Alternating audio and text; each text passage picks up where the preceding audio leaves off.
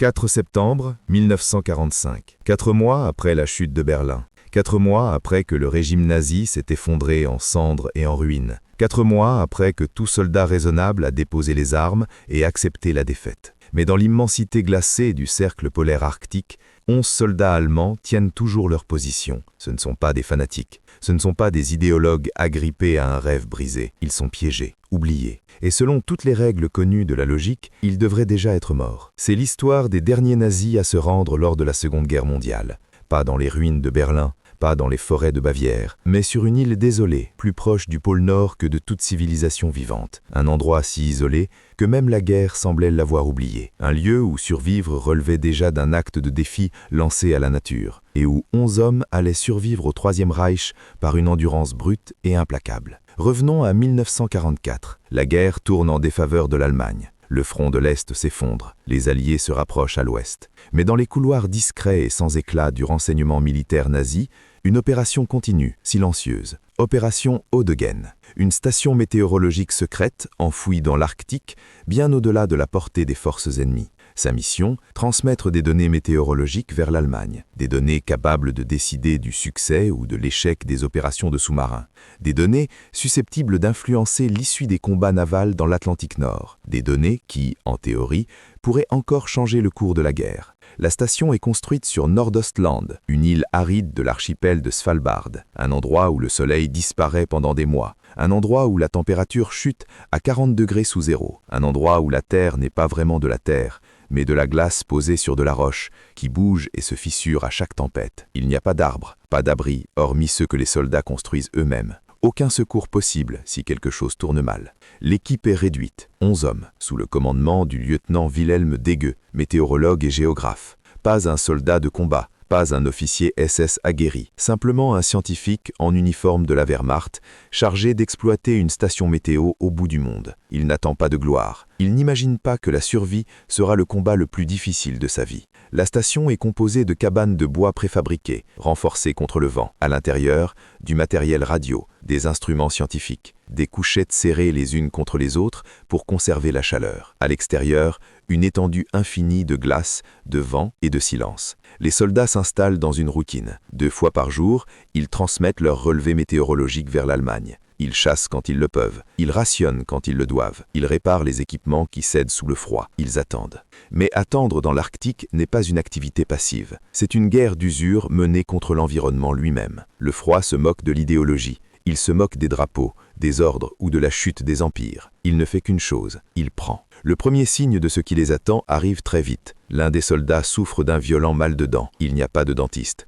pas d'anesthésie, aucun médecin traîné pour cela. Alors ils font ce qu'ils n'ont d'autre choix que de faire. Ils le maintiennent au sol, ils prennent une pince et ils arrachent la dent de force. L'homme hurle, les autres détournent le regard. Ce n'est pas la guerre telle qu'ils l'avaient imaginée, c'est la survie dans sa forme la plus brute, la plus impitoyable. Puis viennent les ours, des ours polaires, des prédateurs massifs, affamés, attirés par l'odeur de la nourriture et du désespoir. Les soldats sont armés, mais tirer avec un fusil dans l'Arctique est un pari. Un tir manqué, c'est une munition perdue. Un tir manqué, c'est un ours qui s'approche. Et si un ours pénètre dans la station, aucun renfort n'arrivera, aucune évacuation, aucun plan de secours. À l'hiver 1944, les hommes comprennent la vérité. Ils ne combattent pas les Alliés, ils combattent le temps, le froid, la faim et l'isolement, et ils sont en train de perdre. 8 mai 1945, un message grésille à la radio, court, direct, irrévocable. L'Allemagne a capitulé, la guerre est terminée, le Troisième Reich est mort. Les soldats écoutent en silence. Pendant un instant, le relief, puis la prise de conscience. L'ordre tombe, détruire tout le matériel, attendre de nouvelles instructions. Mais il y a un problème, personne ne viendra. 9 mai 1945, le lendemain de la capitulation sans condition de l'Allemagne. Partout en Europe, les villes explosent de joie. À Londres, les foules envahissent les rues. À Paris, les cloches des églises sonnent pour la première fois depuis des années. À Berlin, les soldats soviétiques hissent leur drapeau au sommet du Reichstag. La guerre est terminée. Des millions de soldats allemands déposent les armes. Ils partent en captivité. Ils rentrent vers des foyers détruits. Ils entament un long et douloureux processus. Comprendre pourquoi ils ont combattu et ce qu'ils ont perdu. Mais sur Nordostland, 11 hommes restent debout, en silence, autour d'une radio grésillante. Le message est clair, détruire la station, attendre les ordres, ne pas tenter de partir sans autorisation. Puis, plus rien. Aucune transmission supplémentaire. Aucun signe qu'indiquant que quelqu'un se souvient seulement de leur existence. Le lieutenant Wilhelm Degg fixe le matériel radio. Pendant des mois, il a été leur seul lien avec le monde extérieur, leur ligne de vie. La preuve que quelque part, quelqu'un savait qu'ils étaient là. Et maintenant, il faudrait le détruire. Il hésite. Détruire la radio, c'est couper le dernier fil qui les relie à la civilisation. Détruire la radio, c'est devenir des fantômes. Les hommes se rassemblent dans la cabane en bois. Dehors, le vent hurle et fait trembler les parois. L'un des soldats prend la parole. Qu'est-ce qu'on fait? Degg ne répond pas tout de suite. Ce n'est pas un officier de combat formé à prendre des décisions de vie ou de mort sous le feu. C'est un scientifique, un météorologue. Un homme qui a passé la guerre à mesurer la vitesse du vent et la pression atmosphérique. Mais ici, dans ce désert de glace, il doit décider s'il obéit à des ordres émanant d'un gouvernement qui n'existe plus. Il démonte partie du matériel, pas tout.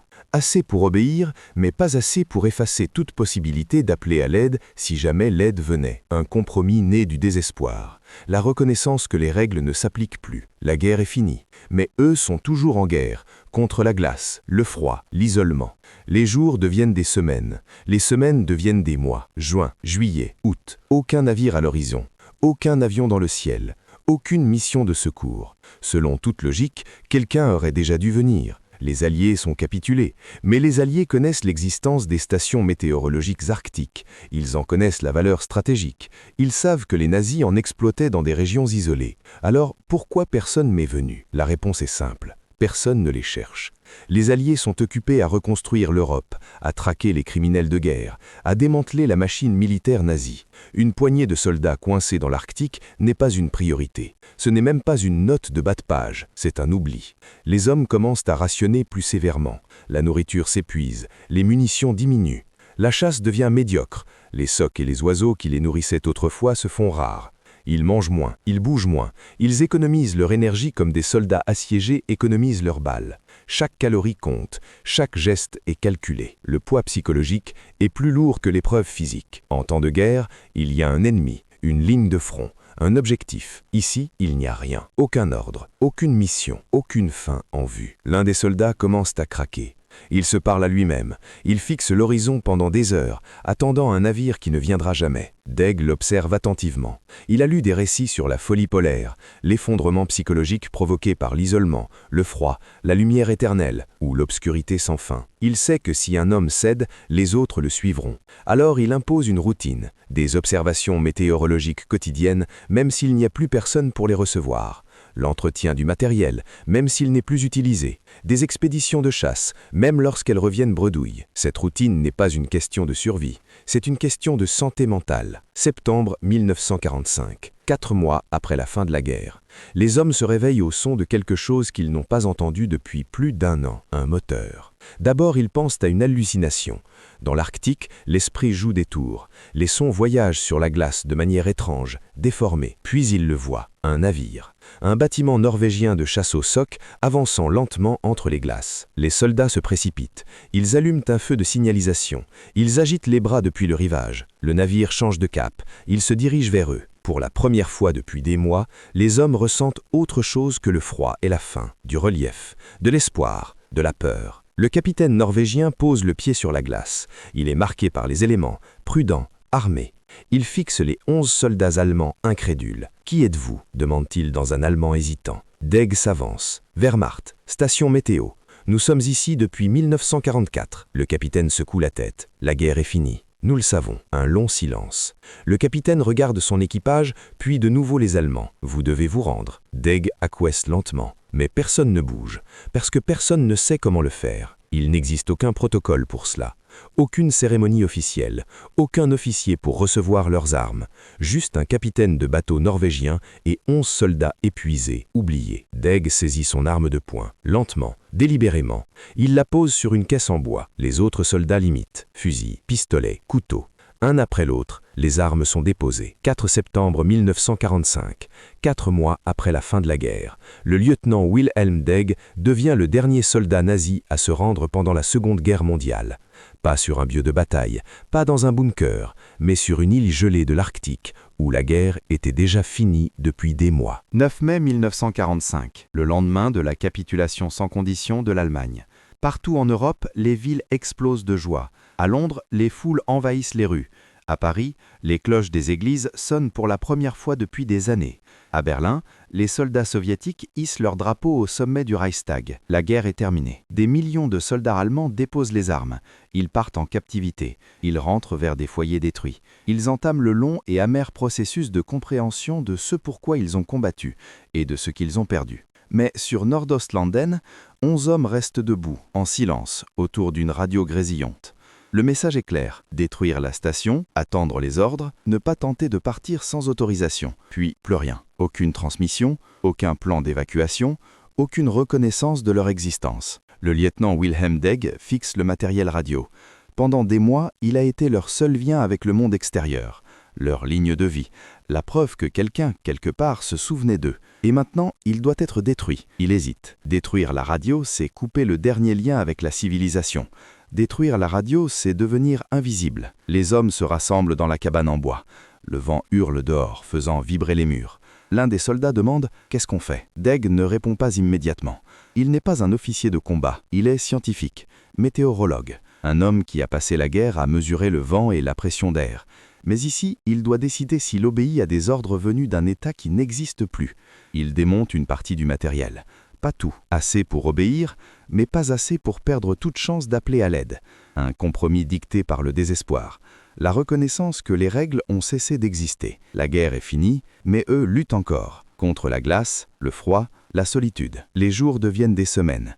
Les semaines deviennent des mois. Juin, juillet, août. Aucun navire, aucun avion, aucune mission de sauvetage. Selon toute logique, quelqu'un aurait dû venir.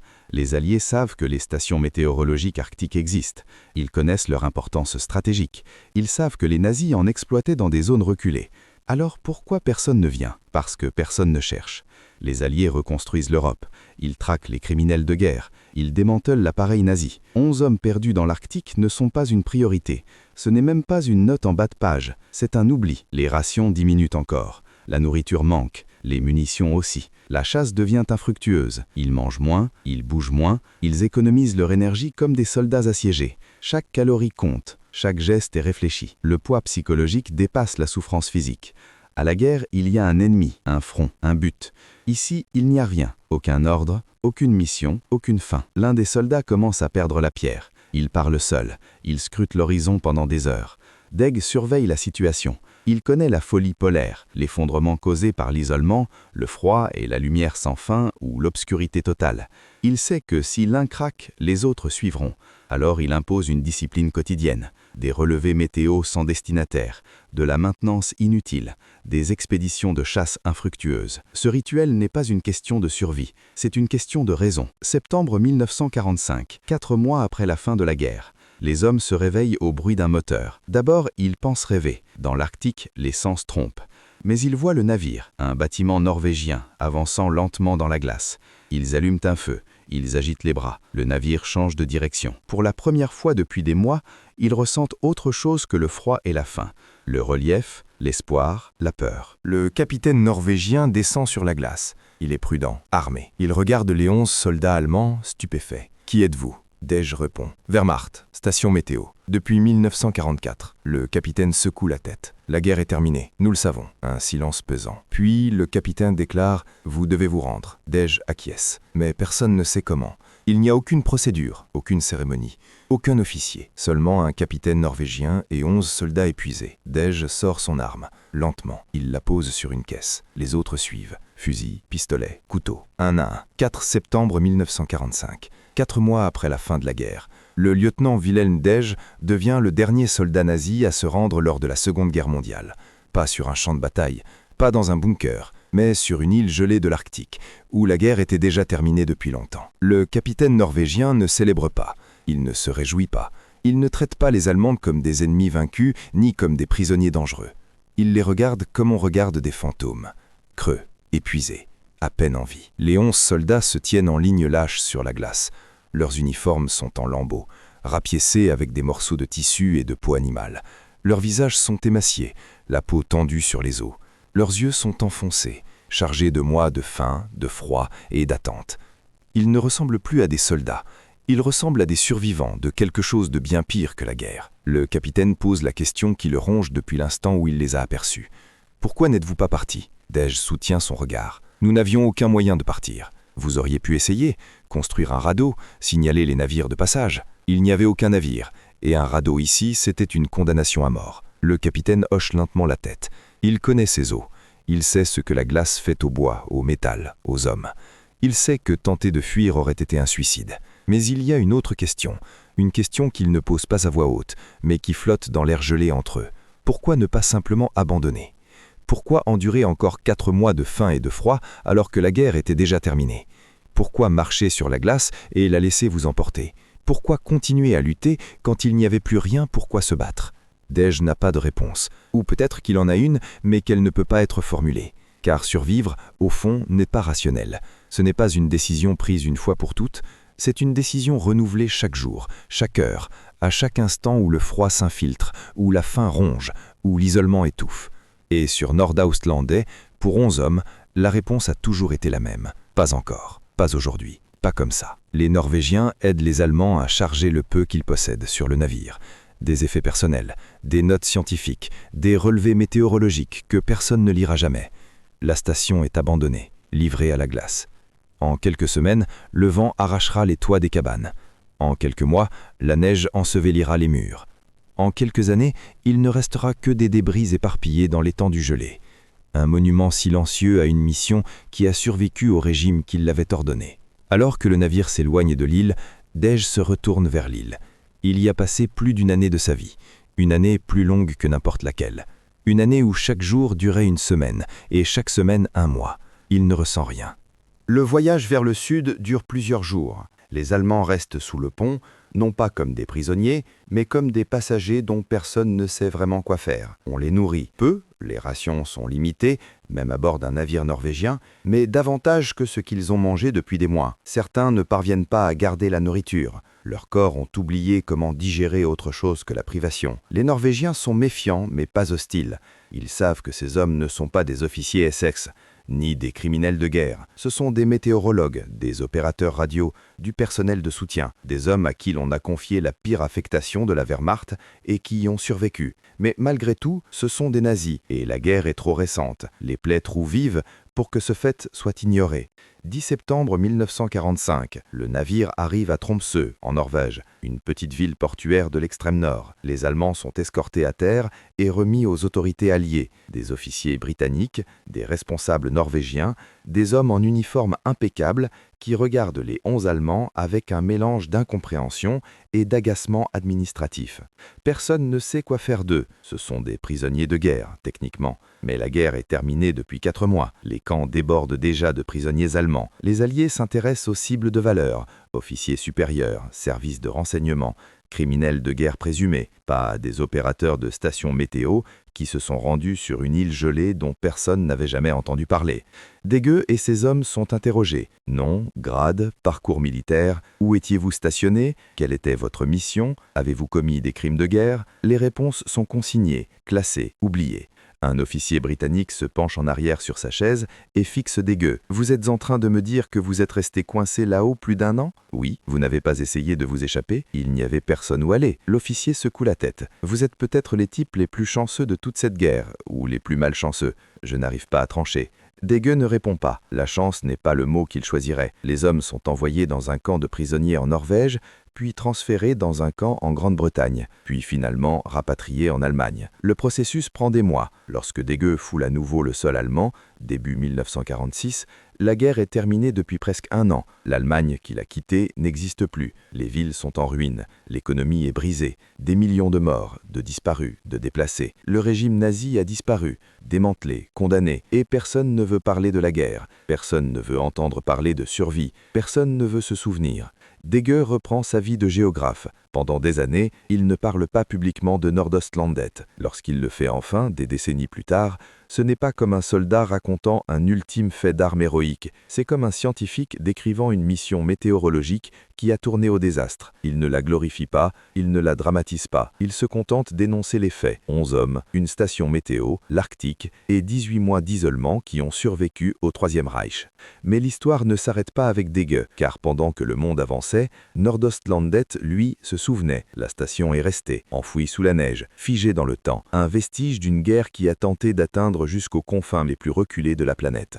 1952, 7 ans après la fin de la guerre, une expédition géologique norvégienne débarque sur Nordostlandet. Elle ne cherche pas la station météorologique allemande, elle ne cherche pas les vestiges de la guerre. Elle marque l'Arctique, documente les formations de glace, étudie le lent et implacable mouvement des glaciers. Et puis ils se sont trouvés. Les cabanes sont toujours debout, partiellement effondrées, les toits écrasés sous le poids de plusieurs années de neige, les murs affaissés, le bois déformé et fissuré par le cycle incessant du gel et du dégel. Mais debout. À l'intérieur, tout est exactement comme les Allemands l'ont laissé. Des couchettes encore alignées, couvertes de couvertures en décomposition, du matériel radio, rouillé et muet, des instruments météorologiques figés dans la glace, des effets personnels éparpillés sur le sol, lettres, photographies, un jeu de cartes, et de la nourriture, des boîtes de viande empilées dans un coin, des conserves de légumes étiquetées en allemand, toujours scellées, toujours consommables. Le chef de l'expédition ouvre l'une des boîtes. L'odeur est faible, métallique, mais pas rance. Il goûte prudemment. Cela a le goût de 1944, le goût du désespoir conservé dans le métal et le froid. La découverte est documentée,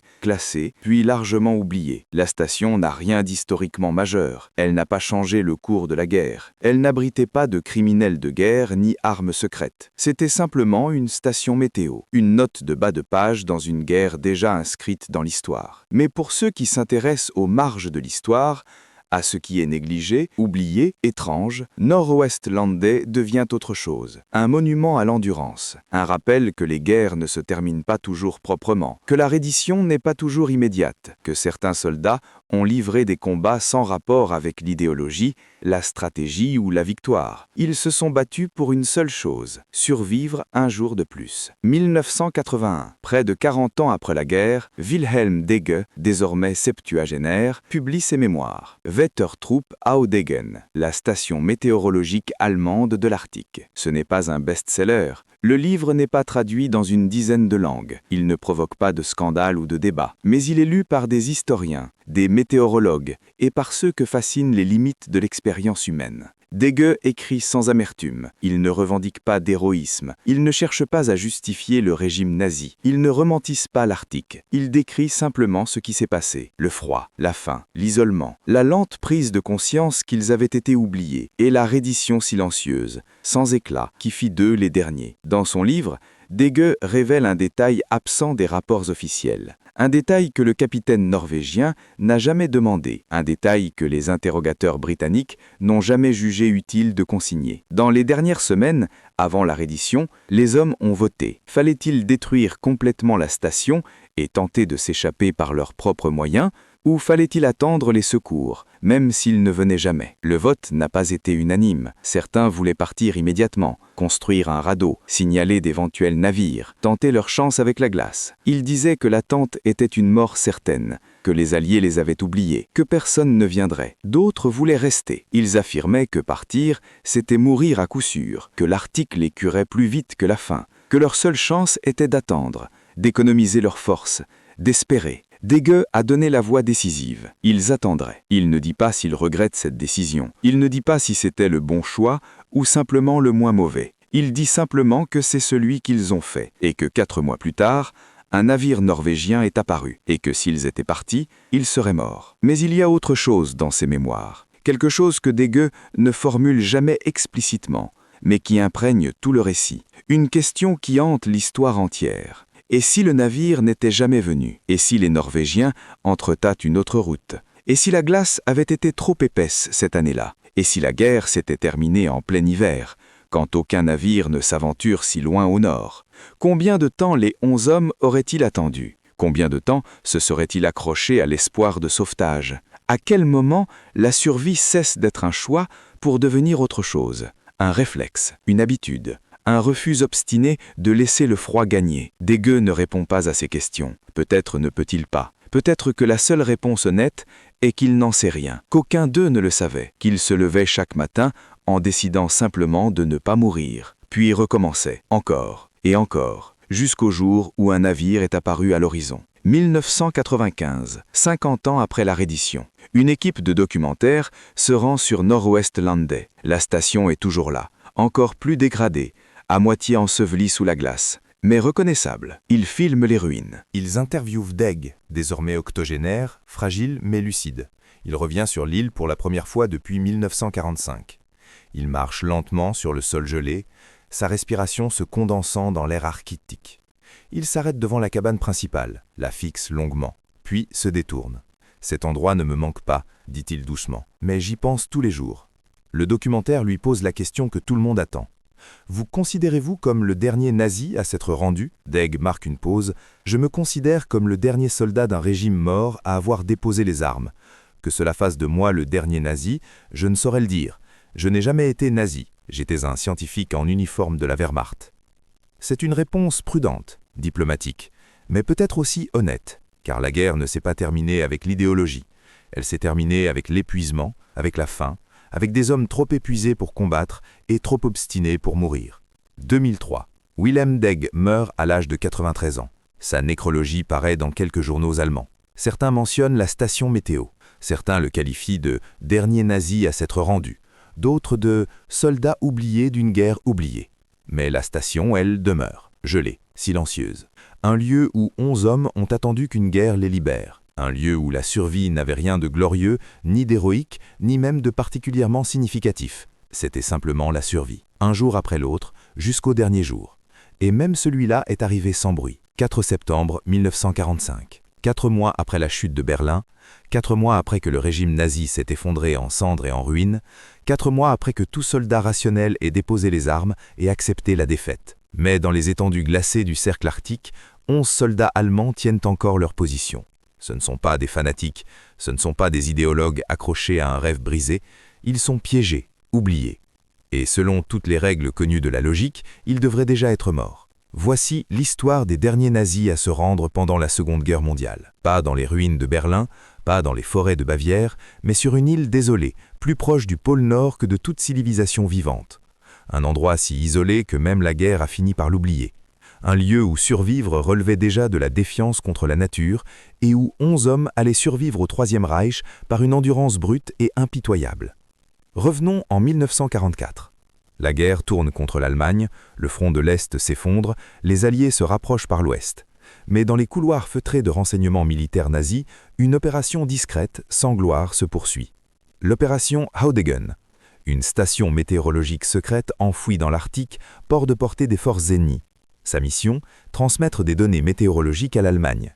Des données capables de décider du succès ou de l'échec des opérations de sous-marins. Des données capables d'influencer l'issue d'engagements navals dans l'Atlantique Nord. Des données qui, en théorie, pouvaient encore infléchir le cours de la guerre. La station est construite sur Nordaustland, une île stérile de l'archipel du Svalbard. Un endroit où le soleil disparaît pendant des mois, où la température chute à 40 degrés sous zéro, où la terre n'est pas vraiment de la terre, mais de la glace posée sur de la roche, qui se déplace et se craque à chaque tempête. Il n'y a pas d'arbres, pas d'abri hormis ce que les soldats construisent eux-mêmes, et aucune possibilité de secours si quelque chose tourne mal. L'équipe est réduite, 11 hommes, dirigés par le lieutenant Wilhelm Deg, météorologue et géographe. Pas un combattant, pas un officier SS endurci, juste un scientifique en uniforme de la Wehrmacht, chargé de faire fonctionner une station météo au bout du monde. Il n'attend pas la gloire, ni que la survie devienne la bataille la plus difficile de sa vie. La station est assemblée à partir de baraquements en bois préfabriqués, renforcés contre le vent. À l'intérieur, du matériel radio, des instruments scientifiques, des couchettes serrées pour conserver la chaleur. À l'extérieur, une étendue infinie de glace, de vent et de silence. Les soldats s'installent dans une routine. 2 fois par jour, ils transmettent leurs rapports météorologiques vers l'Allemagne. Ils chassent quand ils le peuvent. Ils rationnent quand ils ne le peuvent pas. Ils réparent les équipements brisés par le froid. Ils attendent. Mais attendre dans l'Arctique n'a rien de passif. C'est une guerre d'usure menée contre l'environnement lui-même. Le froid se moque de l'idéologie, il se moque des drapeaux, des ordres et de l'effondrement des empires. Il prend, c'est tout. Le premier signe de ce qui les attend arrive tôt. L'un des soldats souffre d'un mal de dents atroce. Il n'y a pas de dentiste, pas d'anesthésiant, pas de médecin traité pour cela. Alors ils font ce qu'ils doivent faire. Ils le maintiennent, ils prennent une pince et ils arrachent la dent de force. L'homme hurle, les autres détournent le regard. Ce n'est pas la guerre qu'ils imaginaient, c'est la survie à l'état brut. Puis viennent les ours, des ours polaires, des prédateurs massifs, affamés, attirés par l'odeur de nourriture et de désespoir. Les soldats sont armés, mais tirer dans l'Arctique est toujours un pari. Un tir manqué, c'est une munition gaspillée. Un tir manqué, c'est un ours qui se rapproche. Et si un ours pénètre dans la station, aucun renfort ne viendra, aucun plan de secours. À l'hiver 1944, les soldats comprennent la vérité. Ils ne combattent pas les Alliés, ils combattent le temps, le froid, la faim et l'isolement. Et ils sont en train de perdre. 8 mai 1945. Un message grésille sur la radio, court, direct, irrévocable. L'Allemagne a capitulé, la guerre est terminée, le Troisième Reich est mort. Les soldats écoutent en silence. D'abord, le relâchement, puis la prise de conscience. On leur ordonne de détruire tout l'équipement. On leur ordonne d'attendre de nouvelles instructions. Mais il y a un problème, personne ne vient. 1952, 7 ans après la fin de la guerre. Une expédition géologique norvégienne débarque sur Nord-Ost-London. Elle ne cherche pas la station allemande, elle ne cherche pas des vestiges de la guerre. Elle cartographie l'Arctique, étudie les formations de glace, observe le lent mouvement des glaciers. Et puis, il la trouve. Les baraquements sont toujours debout, partiellement effondrés, les toits écrasés par des années de neige, les murs effondrés, le bois tordu et fendu par le gel et le dégel répétés, mais debout. À l'intérieur, tout est exactement comme les Allemands l'ont laissé, les couchettes encore garnies de couvertures pourrissantes, le matériel radio rouillé et muet, les instruments météorologiques figés dans la glace, des effets personnels éparpillés sur le sol, lettres, photographies, un jeu de cartes et de la nourriture, des boîtes de viande empilées dans un coin, des conserves de légumes, étiquetées en allemand, toujours scellées, toujours comestibles. Le chef de l'expédition ouvre l'une des boîtes. L'odeur est faible, métallique, mais pas avariée. Il goûte prudemment. Ça a le goût de 1944, du désespoir conservé dans le métal et le froid. La découverte est documentée, cataloguée, puis largement oubliée. La station n'a pas d'importance historique majeure. Elle n'a pas changé l'issue de la guerre. Elle n'abritait pas de criminels de guerre ni armes secrètes. C'était juste une station météo, une note de bas de page dans une guerre déjà entrée dans l'histoire. Mais pour ceux qui s'intéressent aux marges de l'histoire, à l'oublier, à l'étrange, Nord-Ost-London devient autre chose. Un monument à l'endurance. Un rappel que la guerre ne termine pas proprement, que la reddition n'est pas toujours immédiate, que certains soldats ont mené des combats sans idéologie, sans stratégie, sans victoire. Ils se battaient simplement pour survivre un jour de plus. 1981, près de 40 ans après la guerre, Wilhelm Degg, désormais septuagénaire, publie ses mémoires. Wettertrupp Audebern. Ce n'est pas un best-seller. Il n'est pas traduit dans des dizaines de langues. Il ne provoque ni scandale, ni débat. Mais il est lu par des historiens, des météorologues et par ceux que fascinent les limites de l'expérience humaine. Degg écrit sans amertume. Il ne revendique aucun héroïsme. Il ne justifie pas le régime nazi. Il ne romantise pas l'Arctique. Il décrit simplement ce qui s'est passé. Le froid, la faim, l'isolement. La lente prise de conscience qu'ils avaient été oubliés. Et la reddition calme, sans drame, qui fit d'eux les derniers. Dans le livre, Degg révèle un détail absent des rapports officiels, un détail que le capitaine norvégien n'a jamais demandé, un détail que les interrogateurs britanniques n'ont jamais jugé utile de noter. Dans les dernières semaines avant la reddition, les hommes ont voté. Devaient-ils détruire totalement la station et tenter de s'échapper seuls, ou attendre des secours, même si les secours ne venaient jamais? Le vote n'a pas été unanime. Certains voulaient partir immédiatement, construire un radeau, signaler les navires de passage, tenter leur chance sur la glace. Attendre, disaient-ils, c'était du suicide. Les Alliés les avaient oubliés. Personne ne viendrait. D'autres voulaient rester. Partir, selon eux, signifiait une mort certaine. L'Arctique les tuerait plus vite que la faim. Leur seule chance était d'attendre, d'économiser leurs forces, d'espérer. Degg a tranché. Ils attendraient. Il ne dit pas s'il regrette cette décision. Il ne dit pas si c'était le bon choix ou simplement le moins mauvais. Il dit seulement que c'est celui qu'ils ont fait. Et que 4 mois plus tard, un navire norvégien est apparu. et que s'ils étaient partis, ils seraient morts. Mais quelque chose d'autre transparaît dans ses mémoires. Une question qui hante toute l'histoire. Et si le navire n'était jamais venu? Et si les Norvégiens avaient pris une autre route? Et si la glace avait été trop épaisse cette année-là? Et si la guerre s'était terminée en hiver, quand aucun navire ne s'aventure aussi loin au nord? Combien de temps aurait-il attendu? À partir de quand survivre cesse d'être un choix pour devenir autre chose? Un réflexe, une habitude, un refus obstiné de laisser le froid gagner. Degg ne répond pas. Peut-être ne le peut-il pas. Peut-être que la seule réponse honnête est qu'il n'en sait rien. Qu'aucun d'eux ne le savait. Qu'il se réveillait chaque jour en décidant simplement de ne pas mourir.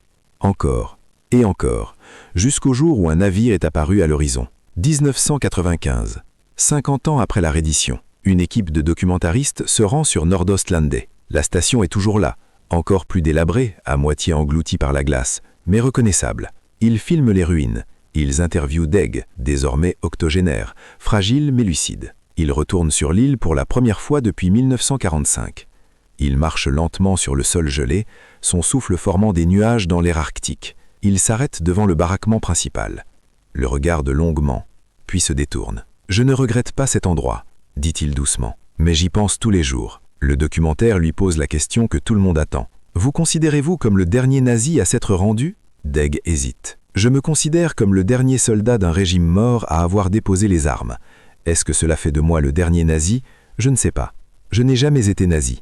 J'étais un scientifique en uniforme. » C'est une réponse prudente, diplomatique, mais peut-être honnête, car la guerre ne s'est pas terminée par l'idéologie, elle s'est terminée par l'épuisement, par la faim, par des hommes trop épuisés pour combattre et trop obstinés pour mourir. 1993. Wilhelm Degg meurt à 93 ans. La nécrologie paraît dans quelques journaux allemands. La plupart mentionnent la station météorologique. Certains le qualifient de dernier nazi à se rendre, d'autres de soldats oubliés d'une guerre oubliée. Mais la station, elle, demeure, gelée, silencieuse. Un lieu où 11 hommes attendaient que la guerre les libère. Un lieu où la survie n'était ni glorieuse, ni héroïque, ni même vraiment porteuse de sens. C'était simplement survivre, un jour à la fois, jusqu'au jour où le dernier jour est arrivé. Et même alors, il est arrivé sans bruit. L'Arctique n'oublie pas. Longtemps après le départ des hommes, longtemps après la fin de la guerre, longtemps après que le monde est passé à autre chose, Nordøstlandet se souvient. La station n'est pas seule dans son silence. À travers les régions polaires, éparpillées comme des pierres tombales, subsistent les restes d'autres avant-postes oubliés. Des stations météorologiques soviétiques, abandonnées pendant la guerre froide, des bases militaires américaines construites sur la glace du Groenland, puis englouties par la neige, des camps de recherche britanniques utilisés une saison, puis jamais revisités. Mais Nordøstlandet est différent, pas parce qu'il était plus important, pas parce qu'il a changé l'histoire, mais à cause de ce qu'il représente. C'est le dernier endroit où la Seconde Guerre mondiale a continué après la fin de la Seconde Guerre mondiale. Le dernier endroit où des hommes en uniforme allemand ont obéi à des ordres émanant d'un gouvernement qui n'existait plus. Le dernier endroit où le mot reddition avait encore un sens dans un conflit déjà tranché. En ce sens, ce n'est pas qu'une station météo. C'est un monument au décalage entre la réalité et sa reconnaissance, à l'écart entre le moment où quelque chose se termine et celui où l'on accepte qu'il est terminé. L'histoire est remplie de ces moments, des soldats japonais cachés dans les jungles des Philippines, menant une guerre finie depuis des décennies, des guérilleros confédérés refusant la défaite longtemps après Appomattox, des marins naufragés sur des îles isolées, ignorant que le monde qu'ils ont quitté a changé à jamais. Mais Nordøstlandet est singulier, parce que ces hommes n'étaient pas isolés par accident, ils n'étaient pas naufragés, ils n'avaient pas été coupés par l'ennemi, ils avaient été envoyés là, délibérément, par une machine militaire convaincue que des données météo arctiques pouvaient encore faire pencher une guerre déjà perdue. Puis cette machine s'est effondrée et les hommes ont été oubliés, pas abandonnés, pas trahis, simplement négligés. En 1944, l'opération Audagen avait du sens. La bataille de l'Atlantique faisait rage. Les U-boats allemands traquaient les convois alliés. La météo était cruciale. Une tempête pouvait disperser un convoi. Un banc de brouillard pouvait simuler une meute de sous-marins. Un changement de vent pouvait décider du succès ou de l'échec d'une mission aérienne. La météorologie n'était pas spectaculaire, mais elle était stratégique. Et dans l'Arctique, où naissent des systèmes imprévisibles, une seule station pouvait offrir une avance précieuse. Des heures, parfois des jours. Alors la Wehrmacht a envoyé 11 hommes au bout du monde et leur a dit d'envoyer des rapports, chaque jour, 2 fois par jour, quoi qu'il arrive. Ils l'ont fait, pendant plus d'1 an. Pression atmosphérique, vitesse du vent, température, couverture nuageuse, des données analysées, intégrées aux plans opérationnels. Des données qui ont peut-être sauvé des vies allemandes et peut-être coûté des vies alliées. Mais en 1945, tout cela n'avait plus d'importance. La flotte U-boat était détruite. Les Alliés contrôlaient l'Atlantique. La guerre était perdue. Et les 11 hommes continuaient à transmettre. Parce que c'était la mission. Parce que personne ne leur avait dit d'arrêter. Jusqu'au 8 mai 1945, quand l'ordre est enfin arrivé. Détruire le matériel, attendre de nouvelles instructions. Des instructions qui ne sont jamais venues, parce que ceux qui auraient dû les donner n'existaient plus. Alors les 11 hommes ont attendu. Pas par loyauté, pas par conviction, mais parce qu'ils n'avaient pas endroit où aller. Et c'est là que l'histoire devient troublante. Car nous imaginons la reddition comme un acte solennel, un traité, un drapeau abaissé, un général remettant son sabre. Mais la plupart des redditions sont silencieuses. Un fusil lâché dans la boue, un pilote sortant de son cockpit, les mains levées, un équipage s'abordant son navire et gagnant la côte à la rame. Et parfois, la reddition, c'est juste un homme posant un pistolet sur une caisse en bois, sous le regard d'un capitaine norvégien, sans que personne ne sache vraiment quoi dire. Parce qu'en septembre 1945, la machine de guerre avait déjà avancé. Les millions de prisonniers, les procès de Nuremberg, l'occupation de l'Allemagne, le début de la guerre froide. Le monde regardait déjà vers l'avenir. Il reconstruisait, il oubliait. Et 11 hommes sur une île gelée n'étaient qu'une anomalie, une erreur administrative, un fragment d'histoire qui a failli ne jamais être consigné. Mais cela compte. Non pas parce que cela a tout changé, mais parce que cela révèle une vérité. La guerre ne se termine jamais proprement. Elle se termine par fragments, par des soldats qui ignorent que la guerre est finie, par des ordres jamais annulés, par des missions qui continuent après avoir perdu toute raison d'être. Et dans cet intervalle, les hommes cessent d'être des soldats, ils cessent d'être des nazis ou des alliés. Ils deviennent quelque chose de plus simple, des survivants. La question que personne ne pose est pourtant la plus importante. Pas comment ils ont survécu, mais pourquoi.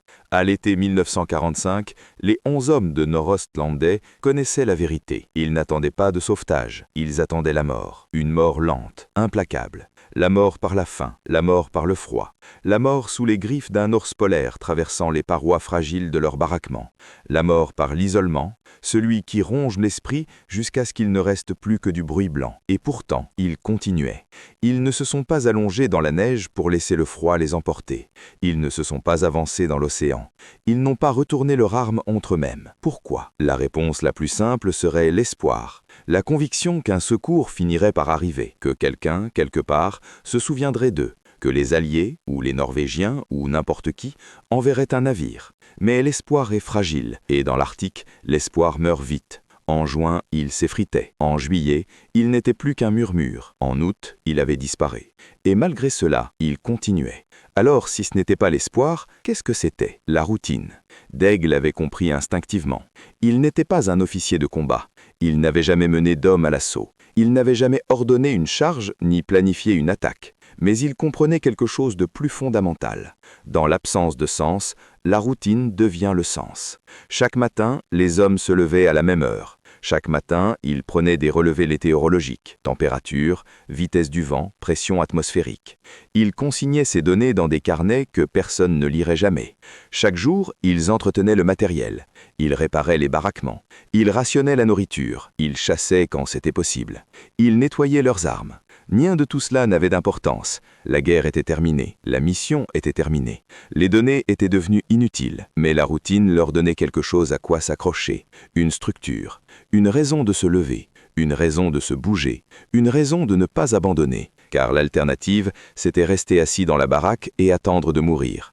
Et une fois que l'on commence à attendre la mort, elle arrive vite. L'esprit humain n'est pas fait pour le vide. Il réclame une structure, un sens, une direction.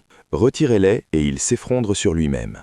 Les psychologues appellent cela la résignation acquise, la conviction que rien de ce que vous faites n'a d'effet, que vos actes sont inutiles, que vous êtes impuissant. Et lorsque cette croyance s'installe, le corps suit, l'appétit disparaît, l'énergie s'éteint, la volonté de survivre s'arrête, tout simplement.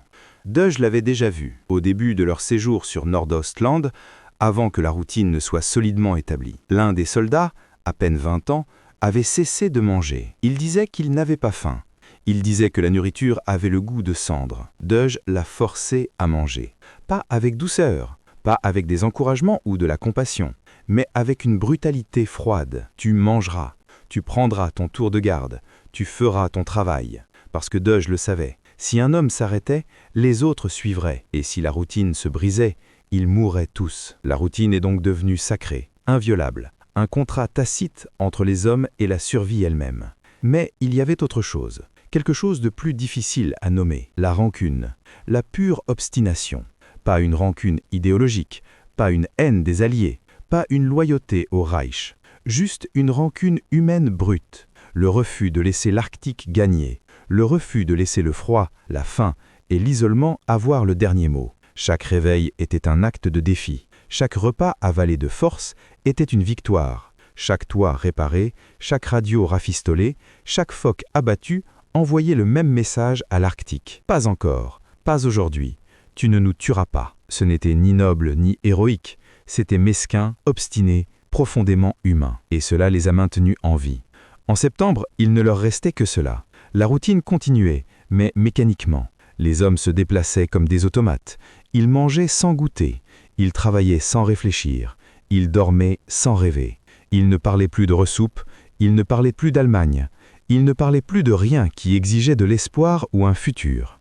Ils vivaient dans le présent, dans le prochain repas, dans le prochain tour de garde, dans l'heure suivante. Puis, le 4 septembre, un navire est apparu. Plus tard, on demandera à Dodge ce qu'il a ressenti à cet instant. Du relâchement, de la joie, de la gratitude, il dira qu'il n'a rien ressenti. Ou plutôt qu'il a ressenti quelque chose sans pouvoir le nommer. Car après des mois d'attente, l'esprit ne reconnaît plus le sauvetage comme un sauvetage. Il le traite comme une autre chose susceptible d'échouer. Le navire peut passer sans s'arrêter. Il peut couler. Il peut être qu'une illusion. Même lorsque les Norvégiens ont débarqué, même lorsqu'ils ont demandé la reddition, même lorsque les armes ont été déposées, Dodge n'a pas ressenti de relâchement. Il a ressenti l'épuisement. Pas du corps, mais de l'esprit, maintenu debout pendant des mois par la seule force de volonté, et qui, enfin, pouvait lâcher prise. À cet instant, la reddition n'était pas une défaite, c'était une libération. La guerre était terminée depuis 4 mois, mais pour les 11 hommes de Nordaustland, elle s'est achevée le 4 septembre 1945. Non pas parce qu'ils ont choisi d'arrêter de se battre, mais parce que quelqu'un est enfin venu leur dire qu'ils en avaient le droit.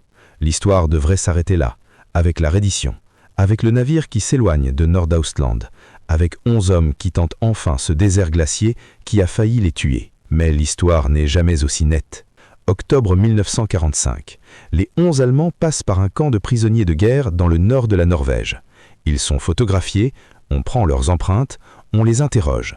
Leurs récits sont consignés en 3 exemplaires, rangés dans des dossiers cartonnés, tamponnés avec une efficacité administrative implacable.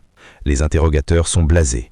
Ils ont déjà traité de milliers de prisonniers allemands, des officiers ayant commandé des divisions, des capitaines de U-bateaux responsables de naufrages alliés, des hommes de la SS avec du sang sur les mains. Et lorsque cette croyance s'installe, le corps suit. L'appétit disparaît, l'énergie s'éteint, la volonté de survivre s'arrête, tout simplement.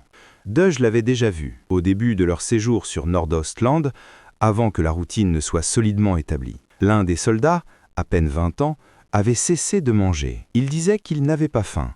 Il disait que la nourriture avait le goût de cendre. Dodge l'a forcé à manger. Pas avec douceur, pas avec des encouragements ou de la compassion, mais avec une brutalité froide. Tu mangeras. Tu prendras ton tour de garde, tu feras ton travail. Parce que Dodge le savait, si un homme s'arrêtait, les autres suivraient. Et si la routine se brisait, ils mourraient tous. La routine est donc devenue sacrée, inviolable, un contrat tacite entre les hommes et la survie elle-même. Mais il y avait autre chose, quelque chose de plus difficile à nommer, la rancune, la pure obstination.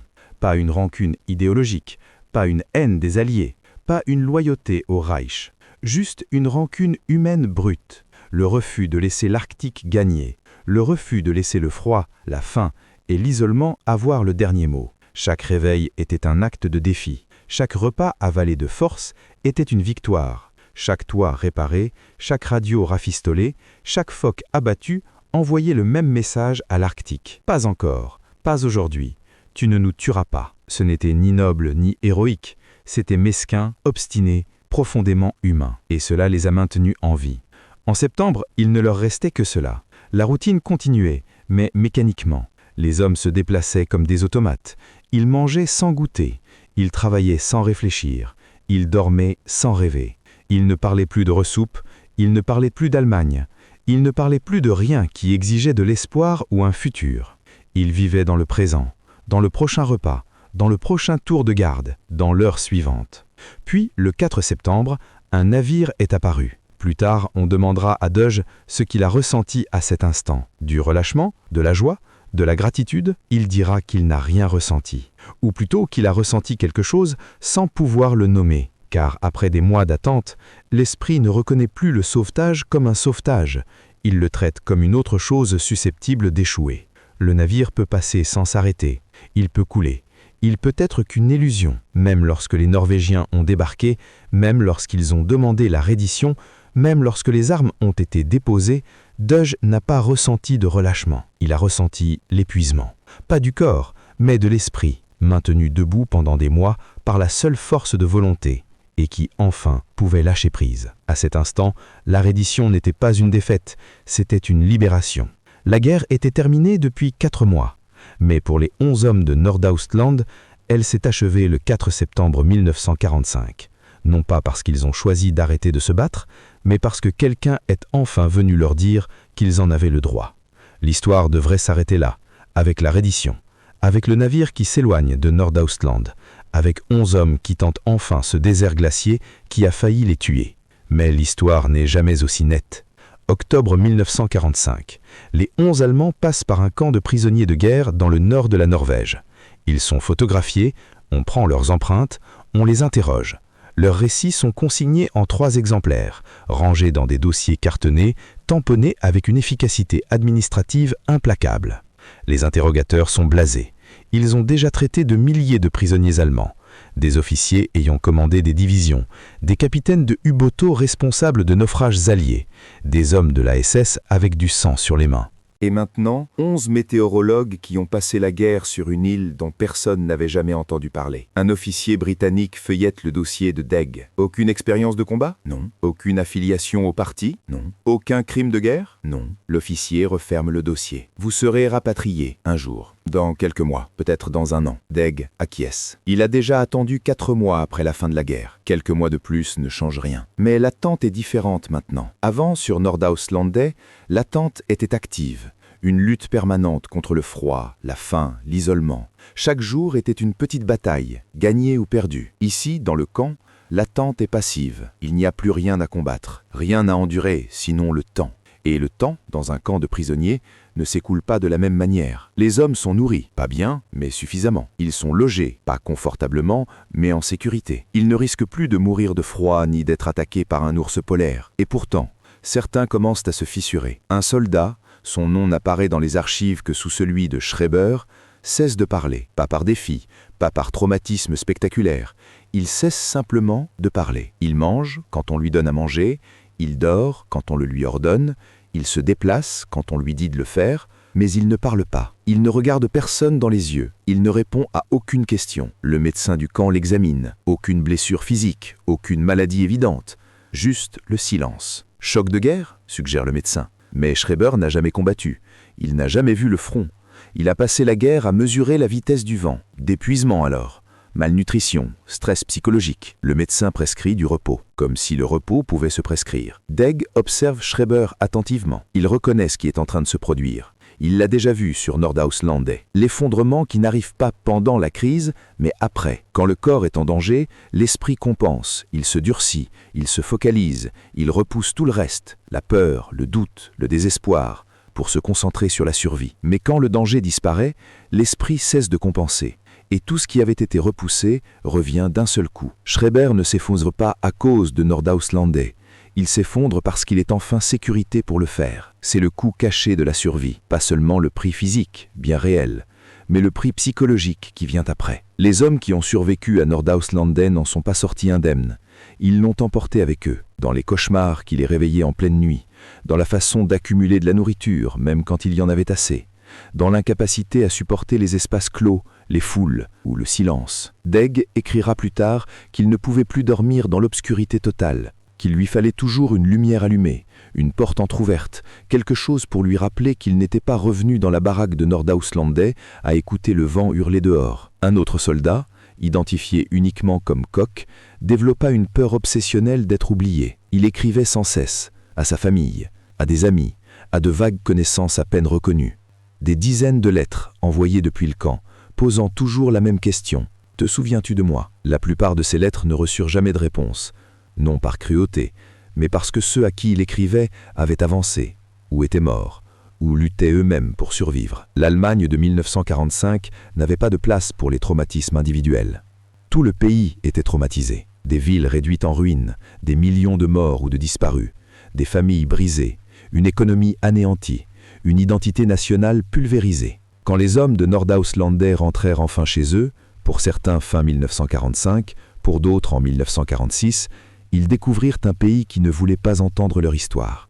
Non parce qu'elle n'avait aucune importance, mais parce que tout le monde avait une histoire. Chacun avait survécu à quelque chose, chacun avait perdu quelque chose, chacun avait enduré quelque chose qui aurait dû le tuer. Et dans ce contexte, 18 mois dans l'Arctique n'était qu'un récit de plus. Ni pire, ni meilleur. Juste un fragment supplémentaire d'un monde brisé par la guerre. Doug retrouva sa famille au début de 1946. Sa femme le reconnut à peine. Il était parti en 1943, pesant plus de 80 kilos. Il revint à peine à 60. Ses enfants, 2 filles, le regardaient comme un étranger. Et d'une certaine manière, il l'était. Il tenta d'expliquer où il avait été, ce qu'il avait vécu, mais les mots sonnaient creux. Comment expliquer le froid à quelqu'un qui ne l'a jamais ressenti? Comment expliquer l'isolement à quelqu'un qui n'a jamais été seul? Comment expliquer la survie à quelqu'un qui n'a jamais eu à se battre pour elle? Alors il cessa d'essayer. Il reprit le travail, il publia des études sur la météorologie arctique, il reconstruisit sa vie, morceau par morceau. Et il ne parla pas de Nordostland, pas pendant des années, pas avant que le temps ait émouché les souvenirs au point de pouvoir les regarder sans ciller. Même alors, il ne prétendit jamais être passé à autre chose. Il apprit simplement à vivre avec, comme les soldats l'ont toujours fait. Car la survie n'est pas un interrupteur que l'on éteint. Ce n'est pas quelque chose que l'on accomplit une fois avant d'oublier. La survie est un fardeau que l'on porte, chaque jour, pour le reste de sa vie. Et pour les 11 hommes qui se sont rendus le 4 septembre 1945, la survie ne s'est pas arrêtée avec la fin de la guerre. Elle ne s'est pas arrêtée lorsqu'ils ont quitté le navire. Elle ne s'est pas arrêtée lorsqu'ils sont rentrés chez eux. Elle ne s'est jamais arrêtée. Ils ont simplement appris à vivre avec son poids. 2024. Près de 80 ans après la reddition, Nordostland est silencieuse. La station est disparue. Pas détruite, pas démolie, simplement reprise par la nature. Les cabanes de bois se sont écroulées sous des décennies de neige et de glace. Les équipements métalliques ont rouillé jusqu'à devenir méconnaissables. Les carnets, ces relevés méticuleux de température et de vitesse de vent, se sont désintégrés depuis longtemps. Mais l'île se souvient. Pendant les mois d'été, lorsque la glace se retire et que le soleil reste bas sur l'horizon, on peut encore distinguer l'emplacement de la station. Une dépression dans le pergélisol, des débris épars, des fragments de bois et de métal, à moitié enfouis dans le sol gelé. Parfois, des chercheurs y vont, des glaciologues qui étudient les mouvements de la glace, des biologistes qui suivent les populations d'ours polaires, des historiens à la recherche des vestiges de guerres oubliées. Et parfois, ils trouvent des choses, un couteau rouillé, une boîte de conserve, toujours scellée après 80 décennies, un bouton d'un uniforme de la Wehrmacht, des petites choses, des choses ordinaires, des choses qui ne signifieraient rien à quelqu'un qui ne connaît pas l'histoire. Mais pour ceux qui la connaissent, ces fragments sont autre chose. Ce sont des preuves. La preuve que 11 hommes étaient ici, qu'ils ont tenu, qu'ils ont survécu, qu'ils sont devenus, par un hasard de géographie et de calendrier, les derniers soldats de la Seconde Guerre mondiale à se rendre. Pas parce qu'ils le voulaient, pas parce qu'ils l'ont choisi, mais parce qu'ils ont été oubliés. Et c'est peut-être cela, la partie la plus troublante de cette histoire. L'histoire retient les grands moments, le débarquement de Normandie, la chute de Berlin, la signature de la capitulation sur l'USS Missouri. Mais l'histoire oublie les marges, les soldats qui n'ont pas combattu dans des batailles célèbres, les missions qui n'ont pas changé l'issue de la guerre, les hommes qui ont simplement tenu, jour après jour, dans des endroits que personne ne regardait. Nordostland est un monument à ces marges, aux oubliés, aux négligés, aux soldats qui ont survécu à la guerre, non parce qu'ils étaient des héros, mais parce qu'ils ont refusé de mourir. Wilhelm Deger est mort en 2003. Il était le dernier survivant de l'opération Audegen, le dernier homme capable de raconter cette histoire de vive voix. Lors de sa dernière interview, réalisée quelques mois avant sa mort, on lui posa une dernière question. « Regrettez-vous d'être allé à Nordwestlandet ?» Il resta silencieux longtemps. Puis il répondit « Le mot « regret » n'est pas le bon. Je n'ai pas choisi d'y aller. J'ai reçu un ordre. Et une fois sur place, je n'avais pas d'autre option. Mais si vous me demandez si j'aurais voulu que cela n'arrive jamais, oui, bien sûr. Chaque jour de ma vie, j'ai souhaité ne jamais avoir mis le pied sur cette île. Et pourtant, il marqua une pause. Cela m'a appris quelque chose sur la survie, sur l'esprit humain, sur ce que les hommes sont capables d'endurer quand ils n'ont pas le choix. Nous pensons à la guerre comme à des batailles, à de la stratégie, à la victoire et à la défaite. Mais la guerre, c'est aussi l'attente, l'isolement, le froid, la faim. C'est l'érosion lente et implacable de tout ce que vous pensiez être. Et si vous survivez à cela, vous apprenez quelque chose. Rien de noble, rien d'élevant. Vous apprenez que la survie n'est pas un triomphe, c'est simplement ce qui arrive quand la mort ne vient pas. Il regarda directement la caméra. Et c'est tout ce que nous avons fait. Nous avons survécu. Rien de plus, rien de moins. Ce furent les dernières paroles publiques de Wilhelm Deger sur Nordwestlandet. Il mourut 3 semaines plus tard, paisiblement, dans son sommeil. Et avec lui disparut le dernier souvenir vivant des 11 hommes qui ont attendu 4 mois après la fin de la guerre, qui ont transmis des rapports météorologiques à un régime qui n'existait plus, qui ont obéi à des ordres émanant d'une chaîne de commandement déjà effondrée, qui sont devenus par oubli et par accident les derniers nazis à se rendre. Mais l'histoire, elle, ne meurt pas, parce qu'elle ne parle pas seulement de 11 hommes sur une île gelée, elle parle de ce qui arrive quand le monde avance et que vous restez derrière. Elle parle de l'écart entre le moment où quelque chose se termine et celui où vous réalisez que c'est terminé. Elle parle de la survie dépouillée de sens, de but, de gloire. Et c'est une histoire qui se répète. Chaque guerre a ses Nordwestlandais, ses avant-postes oubliés, ses soldats négligés, ces hommes qui continuent de combattre ou d'attendre, longtemps après que tous les autres ont arrêté. Des soldats japonais dans les jungles des Philippines, sortant de décennies plus tard convaincus que nous sommes encore en 1945. Des stations météorologiques soviétiques en Antarctique, abandonnées après la guerre froide, avec des équipements fonctionnant en pilote automatique. Des bases américaines en Irak et en Afghanistan, démontées et oubliées avant même que les soldats qui y ont servi aient pu comprendre ce qu'ils ont traversé. Les noms changent, les guerres changent, mais le schéma demeure, parce que la guerre ne s'achève pas avec des traités, des parides, des retours triomphants. Elle s'achève en fragments, dans le silence, dans de petits moments insignifiants où quelqu'un finit par poser une arme et s'en aller. Et parfois, ces moments surviennent des années après que tout le monde est déjà passé à autre chose. 4 septembre 1945, une île gelée dans l'Arctique. Un capitaine de pêche norvégien, 11 soldats allemands, un pistolet posé sur une caisse de bois. Aucune cérémonie, aucun discours, aucun témoin, si ce n'est les hommes eux-mêmes. La dernière reddition de la Seconde Guerre mondiale. Pas une bataille, pas un siège, pas un dernier combat. Juste 11 hommes qui ont attendu trop longtemps dans un endroit trop froid, jusqu'à ce que quelqu'un arrive enfin pour leur dire que la guerre était terminée. Et ensuite, ils sont rentrés chez eux, ou essayés. Parce que certaines guerres ne se terminent jamais vraiment. Elles se déplacent à l'intérieur et y restent, pour toujours. C'est l'histoire des derniers nazis à se rendre. Non parce qu'ils étaient les plus fidèles, non parce qu'ils étaient les plus dangereux, mais parce qu'ils étaient les plus oubliés. Et au final, voilà à quoi ressemble la survie. Pas la gloire, pas l'héroïsme, juste l'endurance, un jour à la fois, jusqu'à ce qu'il n'y ait plus de jour.